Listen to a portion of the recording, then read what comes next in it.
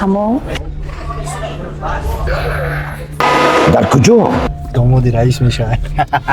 خوردم بگیرم تو زوری مجودا جان با جنای زن تو نمیرسه با حیات یک اویله دیگر خلط کردن این از روی شریعت هم نیست راستی میترسیم یک گپ با شما بگم امروز در مغازین یک بچه دیدم